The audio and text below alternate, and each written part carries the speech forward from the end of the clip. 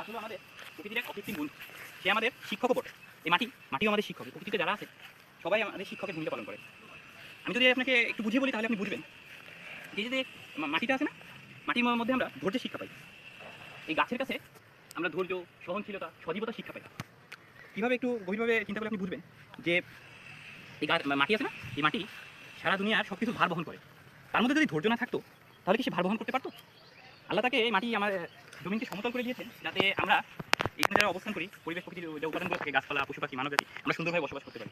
এবং গাছকে সৃষ্টি করে দিয়েছেন আমাদের পরিবেশের যে আমরা মানুষ, গাছ, তারপরে পশু পাখি এবং অন্যান্য কীটপতঙ্গ তাদের উপকারের জন্য। এই গাছ আমাদের অক্সিজেন দিয়ে বাঁচিয়ে রাখছে। তাহলে এই যে গাছটি দেখুন না, এই গাছ এবং এই প্রকৃতি আমরা তো এদের উপর অনেক অত্যাচার নির্যাতন করি। কীভাবে বুঝিয়ে বললে বুঝবেন যে দেখুন তো, একটা রাস্তা যখন আমরা তৈরি করি তার পাশে যে গাছগুলো ওদের আছে না, সেগুলো আমরা কেটে ফেলে রাস্তাটা তৈরি করি। তারপরে এই যে একটা বাড়ি যখন আমরা বানাই তখন আমরা গাছপালা কেটে ফেলে জমিটাকে গাছপালাগুলো ধ্বংস করে দিই, তারপরে আমরা সেখানে ঘর বাড়ি তৈরি করি। কিন্তু সেই হিসাবে আমরা গাছপালা লাগাচ্ছি। আমাদের এই যে দেশে এখন বিদ্যুতের সংকট দেখা দিয়েছে।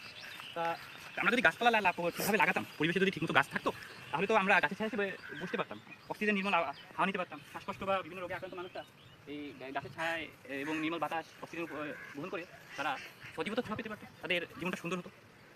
কিন্তু আমরা কি আসলে গাছকে সেভাবে ভালোবাসি, প্রকৃতিকে ভালোবাসি?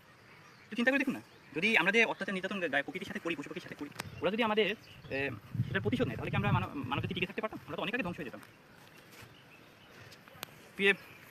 এই গাছপালা এবং মাটি এরা যদি সৃষ্টিকর্তা এদের যদি ধরেন কিছু সময়ের জন্য এদেরকে যদি অর্ডার দেয় যে তুমি তোমার উপর পরিবেশ প্রকৃতি, তোমার উপর এই মানবজাতি যে অত্যাচার করেছে তুমি এর প্রতিশোধ নাও, এবং এরা যদি সেই প্রতিশোধটা নেওয়া শুরু করে তাহলে আপনি চিন্তা করে দেখুন তো, আমরা যে অত্যাচারটা করছি এর 1% এরা যদি ফিরিয়ে দেয় তাহলে তো মানবজাতি অনেক আগে ধ্বংস হয়ে যেত। একটু গভীরভাবে চিন্তা করে দেখুন, আমাদের কি আসলেই আমাদের মতো সোকল সভ্য মানুষ আমরা নিজেদেরকে মনে করি, কিন্তু আমরা কি আসলেই সভ্য?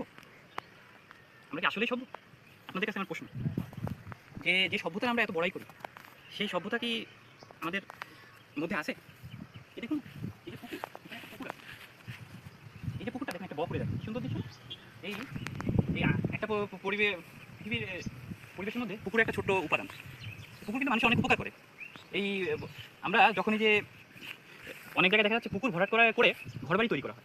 এই পুকুর ভরাট করে যখন আমরা ঘরবাড়ি তৈরি করছি তখন তো আসলে এই যখন বৃষ্টি হয়, পুকুর ভরাট করার কারণে যে জলাশয়ে, খাল, ডোবা, নদী নালা, পুকুরে বৃষ্টির অতিরিক্ত জলটা সে ধারণ করে আমাদেরকে বন্যা থেকে এবং অন্যান্য প্রাকৃতিক দুর্যোগ থেকে অনেকাংশে সৃষ্টিগত রহমতে আমাদেরকে বাঁচানোর চেষ্টা করে। কিন্তু আমরা এই সৃষ্টিগত রহমত, এই পুকুর, এই গাছপালা, এই মাটি এর সাথে এত সুন্দরভাবে অপব্যবহার করছি, যার কারণে আমাদের আসলে লজ্জিত হওয়া উচিত। কিন্তু আমরা এত নির্লজ্জ জাতি, আমাদের মধ্যে সেই বিন্দুমাত্র লজ্জাটুকু নেই। যদি লজ্জাটুকু